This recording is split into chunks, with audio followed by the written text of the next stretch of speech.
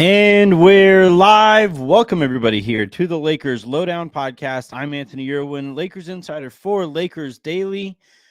Back for the first time in a minute, right? It's been a few days. I've been on vacation, kind of, right? I've been working while I've been in Vegas. I am now currently on vacation. That's why this background is different from what you guys were normally accustomed to. I am actually recording right now from my childhood bedroom. If I would have told the version of me that lived in here at one point where things would eventually wind up, that version of me would have laughed in my face. You do what? You speak in public on purpose? Like for a living? And about the Lakers? You sure you want to like mess with that relationship between your fandom and the team that you're a fan of? More on that in a little bit. Today on the show, we're going to be talking about, as the background is not yet done processing, apparently. So that's awesome. In the meantime, I'm just going to go ahead and go like this. Nope, I'm not going to do that. Why isn't it? There we go. While the overlay uploads, I will go ahead and preview what we're going to talk about. So we're going to talk about the Las Vegas Summer League and the experience that I had there, and what I heard in those hallways of the heralded Thomas and Mack Arena there at UNLV.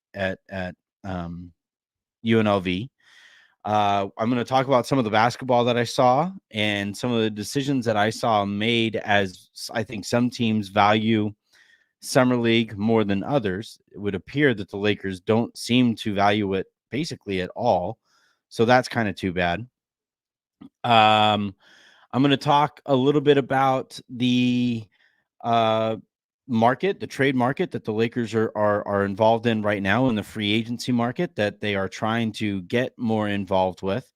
So we'll discuss that. And then I don't want to spend too much time on this one because it doesn't involve me at all. But I did see enough people ask about our friend Pete Zayas leaving the Lakers, and what went down there.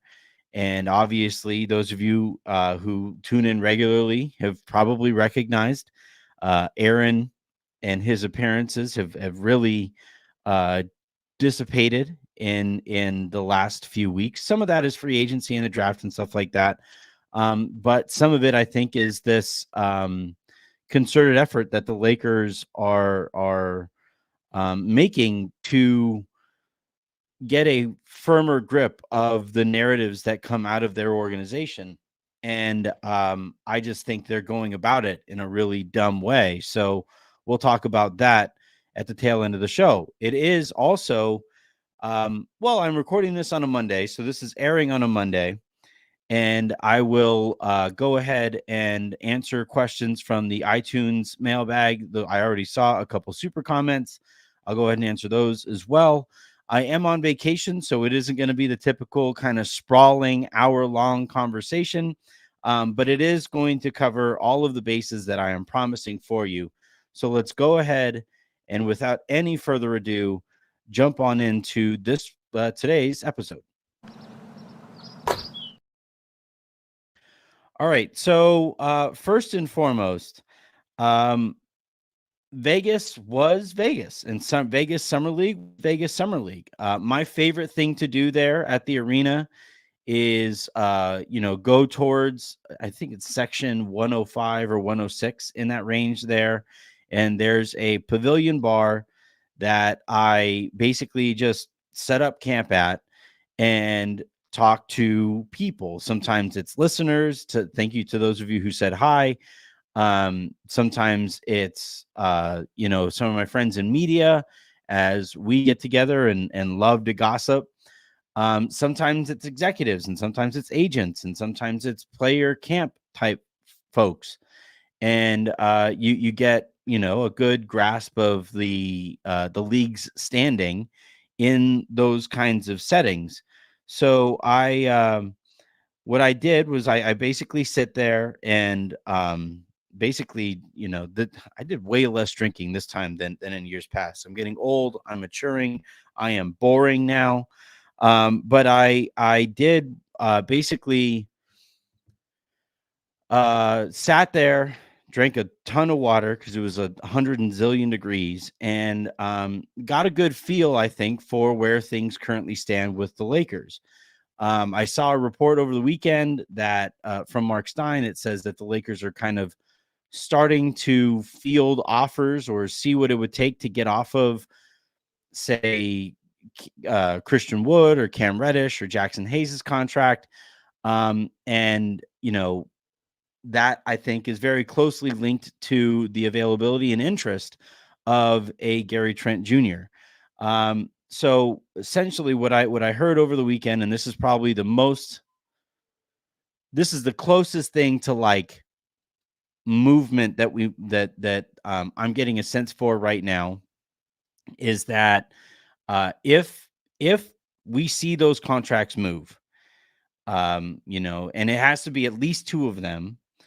So if we see a combination of Christian Wood, of Jackson Hayes, of Cam Reddish, if at least two of those three guys move, that's when those are dominoes, right? That's a domino that would be falling that I believe would lead to Gary Trent Jr. because he's the target that the Lakers are kind of keeping an eye on, right? If now 5.2 million is well below Gary Trent Jr.'s market.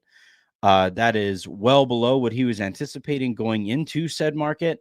And it would be a pretty disappointing offseason for him to go from, thinking he was hoping to make about 25 mil per year, and then having that dip all the way down to 5.2 mil per year. But it would be a shot in the arm for a Lakers organization that would, frankly needs more talent in it. So, the fit isn't perfect. He hasn't played defense in a few years now. And, I'd be stoked. I've always liked Gary Trent Jr.'s game, but there's a reason his market has kind of dried up the way that it has, and he has some work to do to get back to the market that he was hoping to be able to take advantage of this year.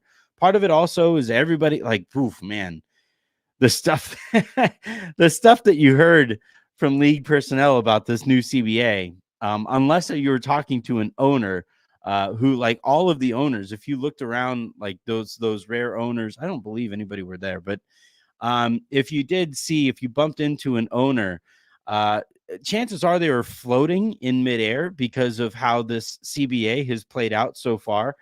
They're probably pretty stoked with how it's working out. The players, not so thrilled. Agents, definitely not so thrilled. Executives, like, just like, that's kind of a funny situation that an executive find themselves in right now, where their owner is thrilled about the CBA, but the executive is like, you made my life so much harder than it was before. And that's got to be kind of a funny scenario to play out there. But as things stand, yeah, everybody is just kind of running scared of that second apron, and they're running scared of what it would mean if they jump above it, and that has squeezed free agents, that has squeezed the trade market. It has made everybody really like terrified to do basically anything because they aren't sure what the ramifications of that might be. Now, some smarter organizations have found market inefficiencies, and some of those smarter organizations are already operating with a better understanding of the CBA. And then there's the Lakers.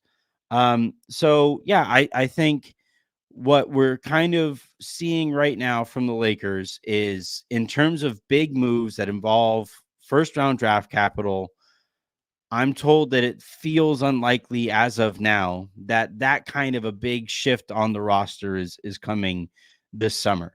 I you know you never know, things change very quickly, and all it takes is one executive on either side of a negotiation to compromise even just a little bit, and that entire negotiation, those and all of those conversations are changed in a matter of a moment, or in the matter of a decision. But as it stands right now, you know, this is probably mostly the team with maybe a tweak here and there where, Cam Reddish and Jackson Hayes get turned into Gary Trent Jr.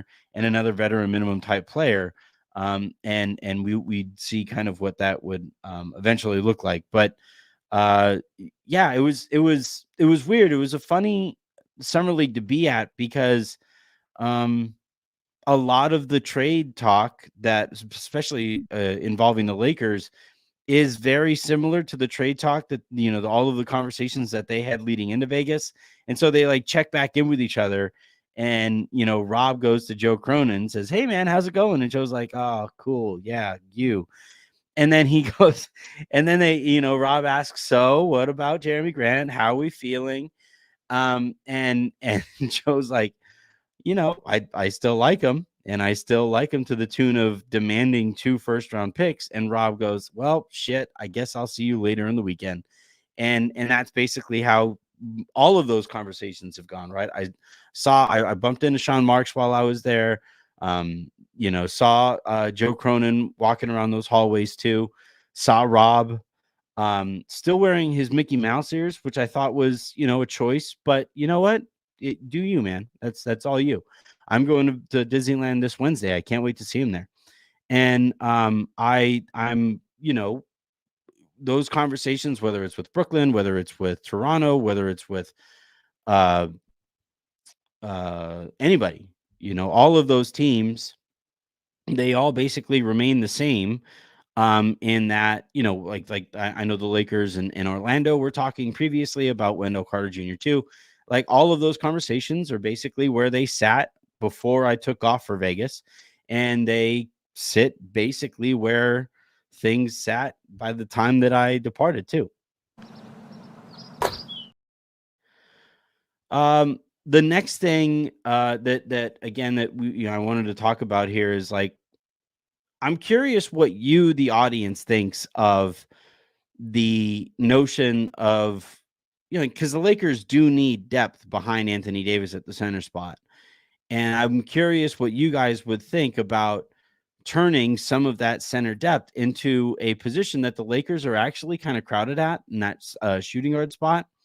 Gary Trent Jr. would be an immediate upgrade over anybody that they have at shooting guard and would probably start and close games. But you're taking from a position of need to fill a position that you don't have as much need in. I'd be curious what you guys think there. But I do think, like, just from the standpoint of, like, you don't want to do stuff for the sake of doing stuff, but you do want to upgrade when you have the opportunity in an off season where LeBron James took a pay cut, like not just, tried to take a bigger pay cut to maybe get, somebody like Klay Thompson there or Jonas Valanciunas or whoever, but, literally did take a pay cut to keep the Lakers under the second apron and be able to handle their business from there. Um, I I tend to think that, making that up, adding talent to this roster and making it better, I think it would probably be better than it was last year. Slightly, depending on the health of some of the guys involved.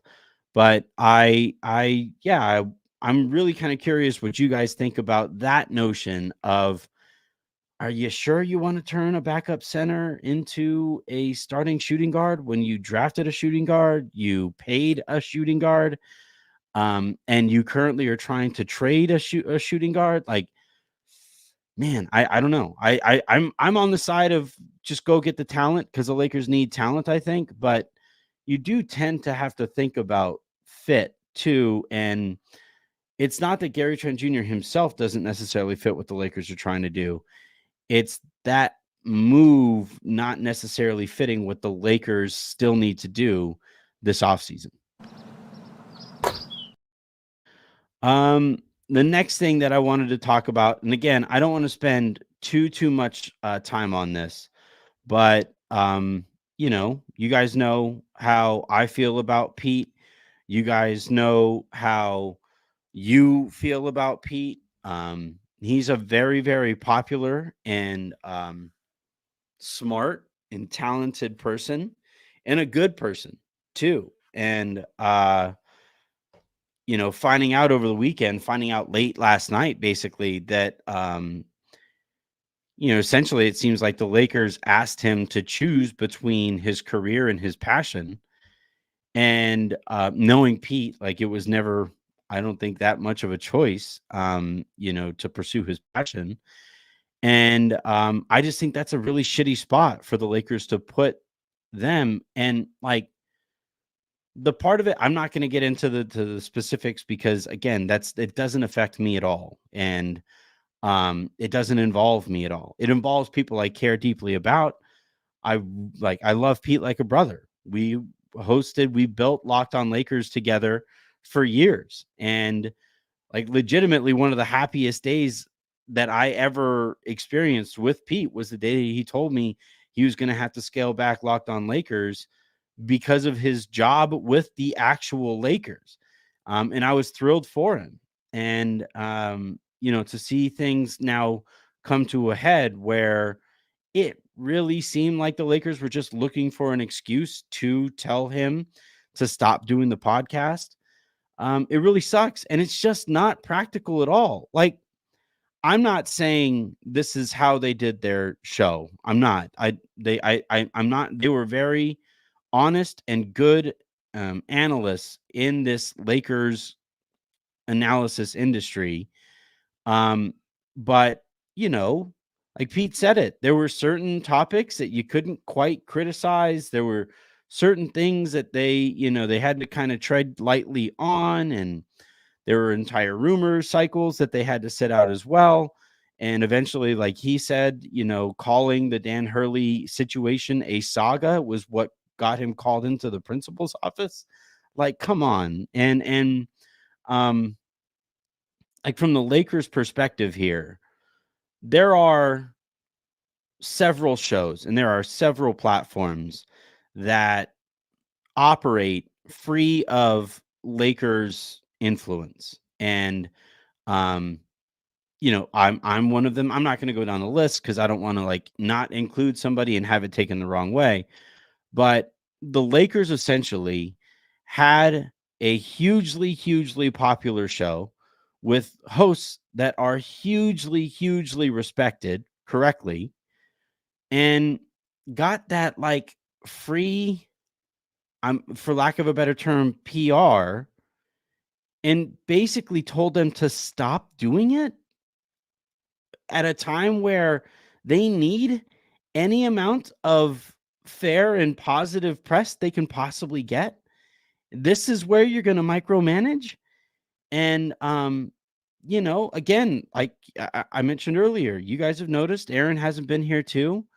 And so they're basically saying to two like insanely smart people in True, and I don't know this for sure, but essentially through action here, they're basically telling two hugely smart and informed people, hey, can you guys stop going out there and giving our side of the story in a controlled setting where you get to have a back and forth with hosts who respect you enough to give you your space.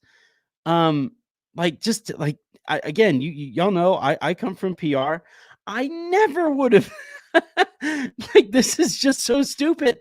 They are relinquishing any control over the narrative now, which is literally the exact opposite of what a PR person's job is. Like, it makes no sense whatsoever. And so not only do you put somebody who cares deeply and passionately about the Lakers in a spot where he has to choose between his baby, LFR, and everything it stands for, and his dream job working for the Los Angeles Lakers. And, you do that to Pete, you do that to True, you do that to a lesser extent Darius, and like, that's shitty enough in its own right. But then it also doesn't help. It actually actively hurts your ability to control the narrative out there. And so it's shitty and it's dumb, which is a pretty perfect summary for this offseason, right? Like, it's just too perfect.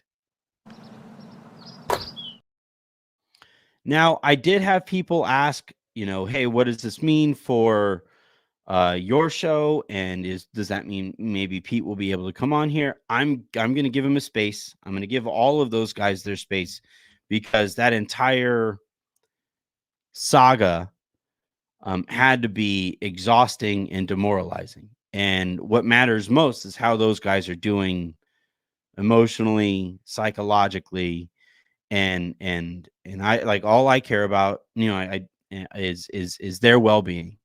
And because I've lost my dream job. I got laid off after I thought everything was going in the right direction there at Vox.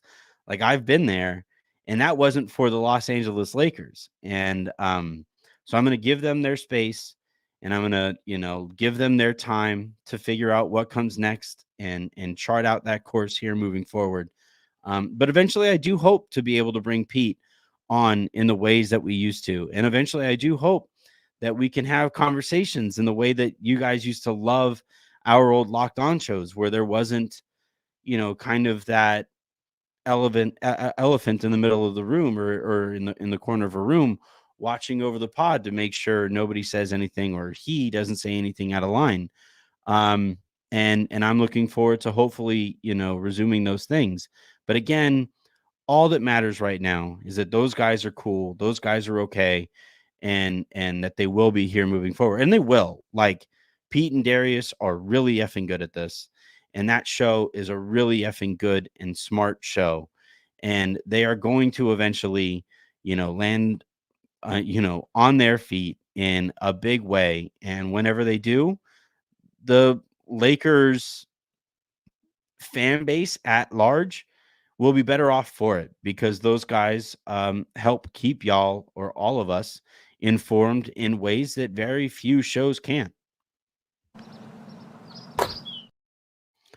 All right, without any further ado, we are deep enough into the show where I'm going to get to some of your guys' questions. Let's see.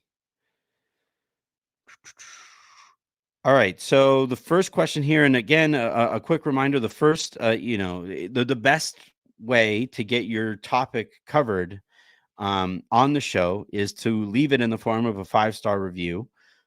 It's free to do. It really helps the show as well. So those kinds of efforts are greatly appreciated. The first question here comes from fried chicken over pizza. Ooh, that's a tough one. That's not the question, but do I like fried chicken more than pizza? I think I do. I think I prefer spicy fried chicken. I prefer that over pizza. I that's probably controversial, though. I want to know what you guys think there. But the front office are giving out player options because of the year that Monk had. Lakers know people will go there to rehab their stock. If Reddish and Hayes would have popped last year, we would have been praising Rob for negotiating another year of control.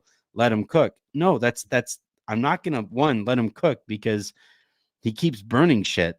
But like the problem with a player option is, all right, let's say a player has a year like Malik Monk had. Your player option, or the player option that you offered him, doesn't help you retain him in any way whatsoever. That player is going to want to become a free agent, and that player is going to make good on their new market after rehabbing their perception, both as a player and as an asset in the market. And like, you got the one good year from them, you got that production from them, but chances are they're going to go. And then on the other side of things, if they don't have a great year, you're then stuck with a bad NBA player who wouldn't otherwise be on your books because of a player option you gave them. And I would argue that almost no players available at the veterans minimum contract are worth signing if what it takes is, guaranteeing a certain role, or guaranteeing a player option, because it's going to screw with your books. And especially under this new CBA, where in the offseason you can't stack veteran minimum contracts for a player. There is no upside to get handing out multiple player options to guys like Cam Reddish and Jackson Hayes and Christian Wood. Oh no. Okay, cool. Like they're like they range anywhere from bad to fine. And if the upside is you have a fine NBA player, like that's the best case scenario, I'd rather not have that player on my books the following year. So no, I disagree with the question there, but I do appreciate it nonetheless. All right, the next question here comes from Benny Moore Tour. The worst place to be in the NBA is the middle of the pack. Best we could do was the 8th seed and the healthiest possible years out of AD and Bron. Yeah, Vando and Gabe could be more healthy next year, but that doesn't make us contenders. Bron and AD coming off of a summer of no rest. I doubt they play as many games this year. In my opinion, there's no move that puts us in contention with the already younger and more talented West. Sacramento, Pelicans, and Memphis are all going to be better this year. Plus, Wemby is coming. We have the 5th highest salary in the NBA and no ways to significantly improve the roster. Per Spotrac, this works. AD and Brown for Jalen Johnson, Okungwo, Buffkin, and Bogdanovich for our 2025 first-round pick and 3 or more first-round picks. Flip Bogdanovich at the I see. So their 2025 pick and then 3 more.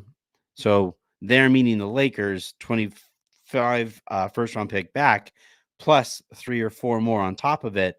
And then you flip Bogdanovich for at the deadline for more assets, revisit talks with Golden State for LeBron.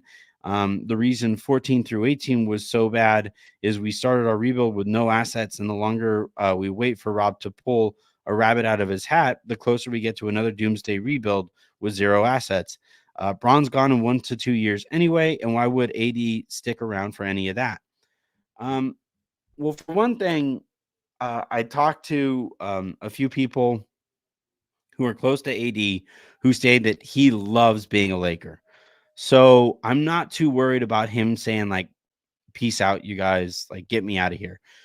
He has done it in the past, but he also now has seen the impact that has had on his perception from that point forward. So you have that to kind of figure into the equation here.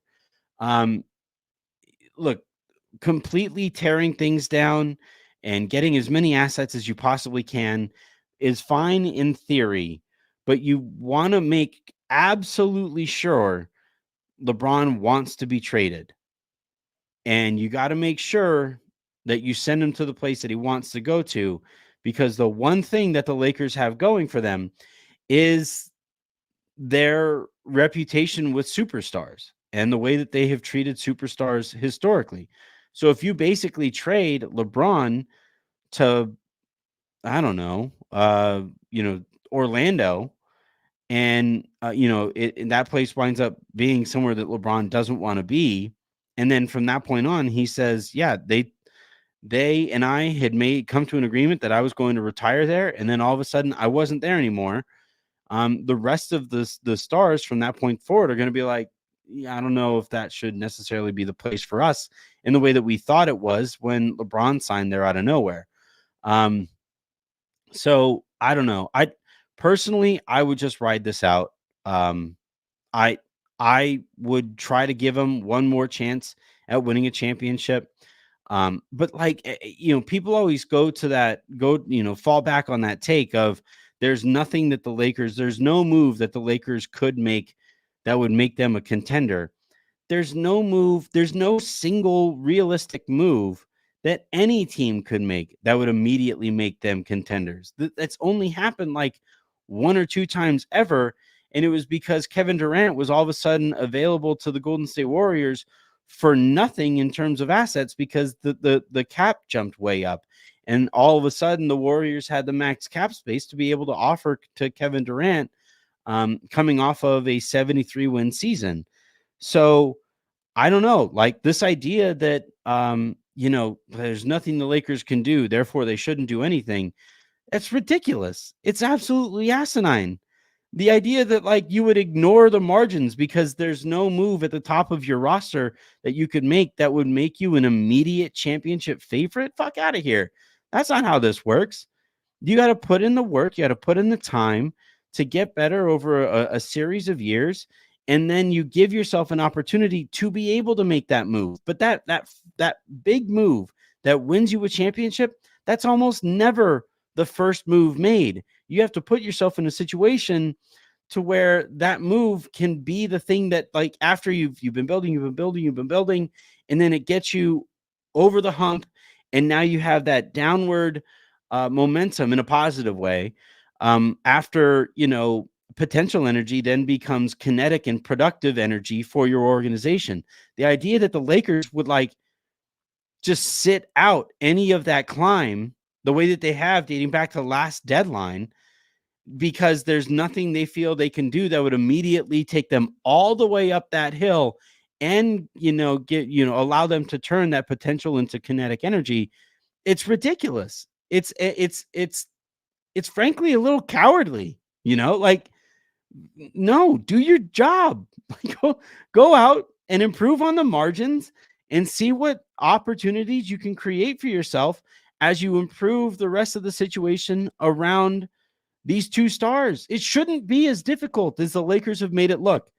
Like, no other franchise that wants to carry themselves the way that the Lakers do, the elite way that the Lakers do, would have this much difficulty being even better than mediocre in the regular season with LeBron James and Anthony Davis. No other team would be this bad at it, or is this bad at that. It's astonishing to watch, honestly. They both had like all NBA seasons last year, and like, all right, fine, you want to quibble if you want to be an a-hole and say, well, technically, I thought LeBron was like top 17 instead of 15. Like, okay, yeah, sure. He's still a top 20 player in the NBA, and Anthony Davis was a top 10 one. You should be able to turn those two guys into something more than a 47-win team. And yeah, some of that was the coach, but Rob, you hired the coach and you refused to fire the coach. The Lakers wouldn't even improve that margin for themselves. They had to sit there and hope that maybe, just maybe, Darvin would start playing his like better players. That's what it took to hopefully turn the season around, was like, please, Darvin, please take your hands out of your pockets and please play our best players. Please. We're like Smalls from Sandlot holding up the glove. Please catch it. Please catch it. Please catch it. And the only way that you're going to enjoy that moment is if the ball flies at the exact trajectory that Benny the Jet Rodriguez was able to hit it at. And the Lakers, like, unfortunately, that's not how things normally go. You do have to move your gloves sometimes to make the catch that you need to make in the offseason.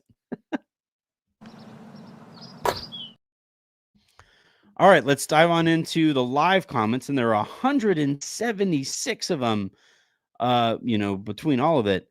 All right, let's go here to the first one, and we have 3 starred comments, which means I get to play this bad boy. All right, so the first super comment here comes from a big-time fan of the show, friend of the show, Justin Tyndall, who writes, I find it cringe. Palinka says this is a very exciting day for the Los Angeles Lakers. When every draft talking about the first-round pick, what's he going to do next summer with no first-round pick? Yeah, there won't be an exciting day for the Lakers. No, here's the funny thing. I was talking to some league personnel over the weekend about that moment that Rob selected Dalton Connect. Let's see if I can improve this a little bit. There we go. And I was like, hey, it's a little weird, right, that Rob made that pick in the middle of the first round and immediately, like minutes later, was talking to the press while the rest of the first round was going on. And like the number of executives and scouts and league personnel that I talked to over the weekend who were like, wait, he did that? Why? What? Because it's one thing.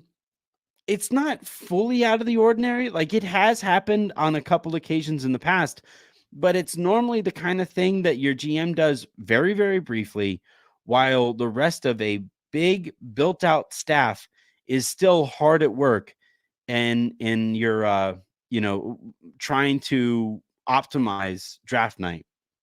So when Rob picks up the $20 bill that hits him in the face and then immediately goes and holds said $20 bill up to the crowd like, guys, you see what I found?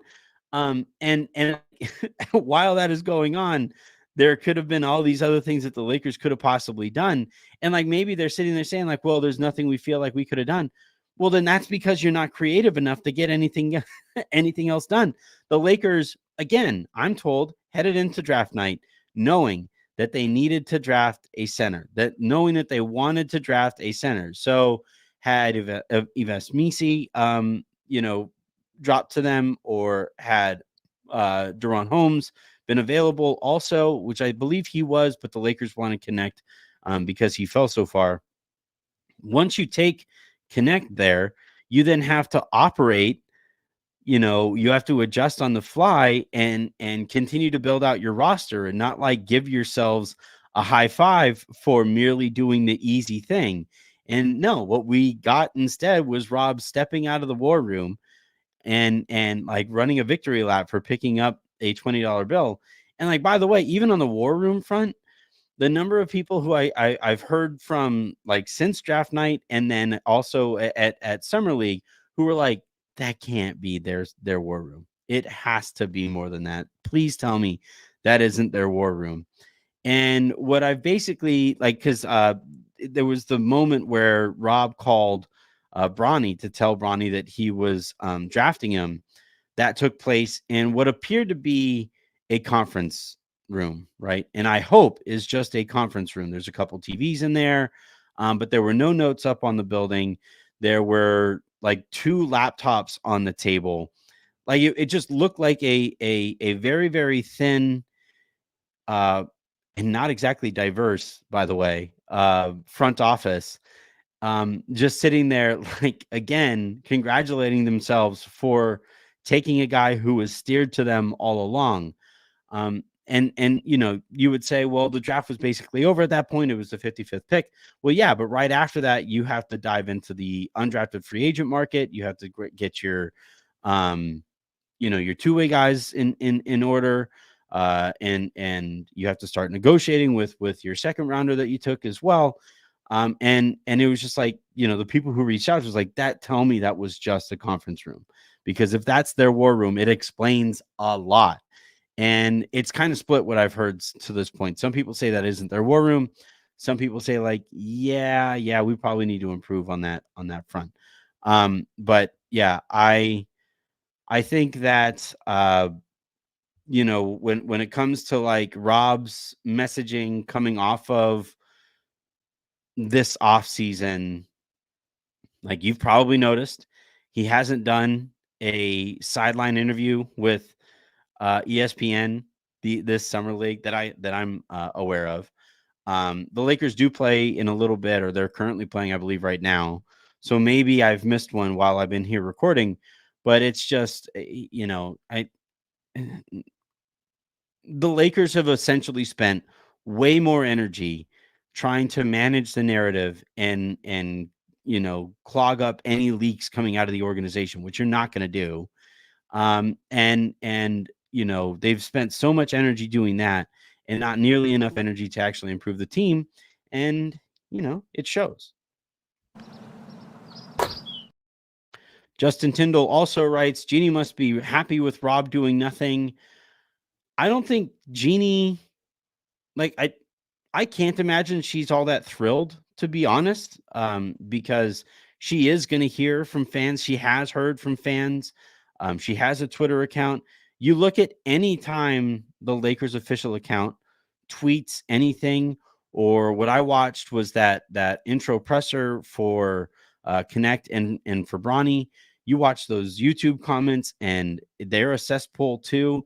Like, Lakers fans are very, very sick of this stuff. And I think she's aware of it too. And I think she's also probably, like, at least a part of her is sitting there saying like, hey, like we aren't nothing. We couldn't do anything. And I, at least that's my hope. And look, like there's still time. There's still a long, the doldrums of the remainder of July into August and maybe September. You have some of this stuff figured out. But while everybody waits for Gary Trent Jr. to come to grips with the fact that he might have to take 5.2 mil, this is kind of the roster as it stands. And they weren't able to take advantage of finding money when D'Angelo Russell opted into his contract and did them a huge solid. Not to say that he meant it as a huge solid. It just gave them a great opportunity that they weren't able to take advantage of. And I just think it's because like it's a bottom tier front office. Whoop, let's go here. There we go. James Fontaine says Pete Zayas in the Aaron Larsoul role. No, probably not. Like he has his show, and the focus here for him is going to be, making a career from that show, which he has already done, a time before super successfully, and he's going to do it here again. Does it mean like, look, if Pete says he wants to come on here and if we are able to figure out, home and home type, agreements or something like that, fantastic. I'd be thrilled to have him. I love talking basketball with Pete. I love just talking life with Pete. He's one of my favorite people. It's just, again, like I said earlier, I'm not going to go and reach out to him at a time when, he's doing, like picking up the pieces right now. That would be a real asshole move thing to do. I did reach out to him. I did reach out to Darius and I asked them like, hey, I hope you guys are okay. Because I consider both of them, good friends, and it's the right thing to do. But like to turn around and try to take advantage of the situation or try to turn that situation into a gain for this show would be kind of shitty. So I'm gonna give them their space, and if they do eventually show interest in doing that kind of a thing, cool, fantastic. I'd love to have them, and we'd all be better for having him on this show. All right, let's take a quick look here at, maybe take a question at, from the live, non-super type of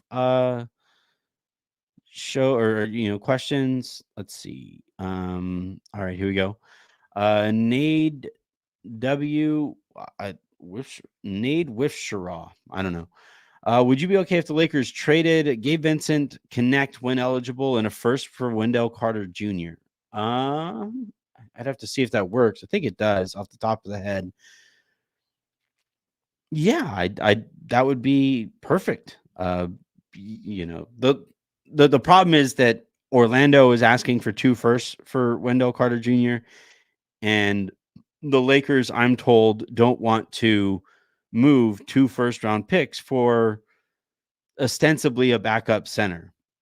And Wendell and AD fit well as a power forward / center combination in some lineups, but the problem is LeBron doesn't, I don't think, have the foot speed to keep up with threes as often as he would need to be able to in order to make Wendell and AD work as a combination. And, that makes it kind of tough. So if the Lakers had an extra first rounder to work with, this is what, when I started getting word that the Lakers were going into the draft with the expectation that they were going to take a player and keep that player, I started saying like, to anybody who behind the scenes, like, oh man, this is going to be one of those off seasons, huh? Where we're promised, guys, just you wait.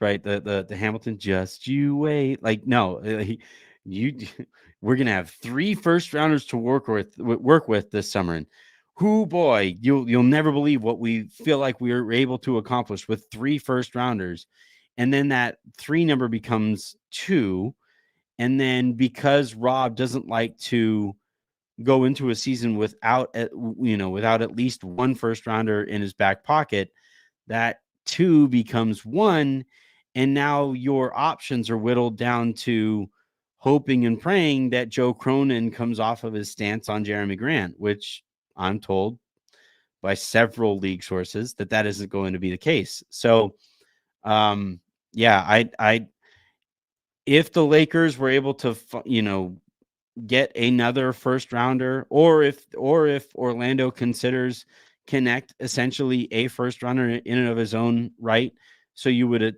in essence be trading 2 first rounders for Wendell Carter, I'd be down with it. And if that's the kind of move that would become a lot easier to make if you have Gary Trent Jr. on your books, and you have some of those shooting guard minutes kind of taken up, but I'd be down. I've always loved Wendell Carter Jr.'s game. Like always. It's been awesome. Let's go here. Let's go. Paul Flanagan says we need to upgrade the bottom 4 or 5 roster spots. So getting Gary Trent Jr. for Wood and Reddish is a good move. Yeah, I think it's just an addition of talent that the Lakers really, really need. So I'd be down with it. Ideally you would turn, like, the only issue there is that, like, I think Christian Wood is an NBA player. I don't think Jalen Hood-Schifino is going to be one this year. I don't think Bronny is going to be one this year. I don't think Maxwell Lewis is going to be one this year. So you have 3 roster spots, legitimate roster spots that are dedicated to players who are not NBA players. So if you were able to turn, like, let's say maybe, just maybe, the Lakers basically attach Maxwell Lewis to Cam Reddish and, a fake second rounder, and send that combination of players to Utah, um, and free up the roster spots, and you're able to keep Jackson Hayes and Christian Wood, so you still have your center depth, and then you add Gary Trent Jr. to the roster, and now all of a sudden you turn 2 non-NBA players, or borderline at best NBA players in Reddish's case, into one bona fide NBA starter, and you also have an extra roster spot to be able to go out and add another actual NBA player to your, like, 12th roster spot. I think those are the type of marginal and creative moves that the Lakers just have basically ignored the last couple transaction windows. And it's the exact kind of thing that they need to figure out a way to be more productive with. So that's like, when I was asking people around, obviously you start, depending on who you talk to, with, what's happening at the top of the roster. But seeing as that has all been the case now for weeks, and there has been no, like, movement or update on any of those stories, I moved pretty quickly to, well, they got it. Like, they have you no marginal moves, nothing. And essentially what I was told, a few times over, is that, like, if you see them move their veteran minimum guys and they find a trade to be able to do that, it means they're getting probably Gary Trent Jr. That's essentially, like, that you can draw a line between those 2 events. And it makes a bunch of sense. And it also makes sense that the Lakers would maybe try to hold off on that, on moving some of those veteran minimum contracts, until they know for sure they're getting Gary Trent Jr. Because the other thing too to keep in mind is that on December 15th, you would be able to stack those veteran minimum contracts to go out and get potentially a player. So, if you trade Wood and Hayes and Reddish and whatever draft capital, that becomes a $10-ish million player that you could pick up in December. And would that player have more of an impact on your season than basically dumping those guys in the hopes of signing a free agent right now. That's the debate, right? That's the internal debate that the Lakers are currently having.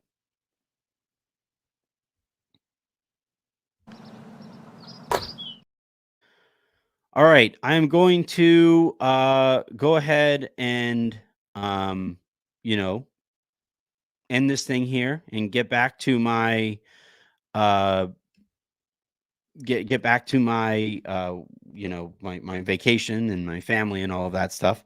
But the plan is still, we got another super comment. So let's go back to that.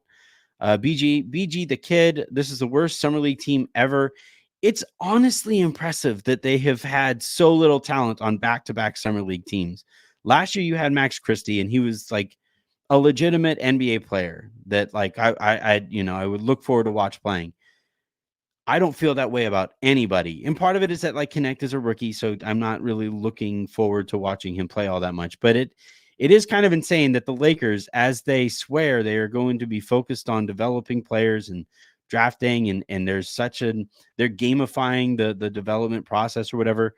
The fact that that is their focus and they aren't able to do anything is just truly hilarious. That like they are this far off. Um, all right. So I just saw a bunch of Woj updates. It's just James Dolan complaining about having to give money to um, other teams in the league. But yeah, I part of why this summer league was such a bummer is that the way that it was scheduled. I don't know who put the schedule together to where you have the Lakers as the second to last, I believe, game in the main gym on Friday, which meant that it was an empty gym when the first and second overall picks were playing against each other on Friday. You got to switch those because Lakers fans are going to show up early and catch the end of that game and see those guys play, and then they'll stick around for the Laker game as well. And then the Lakers didn't play Saturday, and then they didn't play on Sunday, and then you don't play again until Monday night, which means basically anybody who like went to summer league this year without necessarily knowing the schedule basically like missed out on watching the Lakers in a Lakers town. So the scheduling there was really ridiculous, and I think it really took a lot of wind out of the sails on what is otherwise a normal. And I still had a blast. I still I'm a nerd anyway, so I love that whole setting. I love talking to the number of people that I get to talk to there, but it still was like, wow, you guys screwed this up. Like with how that schedule was put together and how like short-sighted it all was, you would have thought that a Ramby was involved. All right, let's I should probably go before I send one too many Chiefs shots. No such thing. We'll see. That is going to do it, though, for this episode of the Lakers Lowdown podcast. Thank you guys a ton for tuning in, and thank you guys a ton for continuing to subscribe and grow this show and all of that stuff. I do have some pretty fun possibilities here moving forward that I'm going to be working with Odyssey on. So we'll keep an eye out for that. But yeah, until then, and until the next time you guys hear from us, which is probably going to be tomorrow, I'm Anthony Irwin saying have a great rest of your day. Make somebody else's, and I will talk to you tomorrow.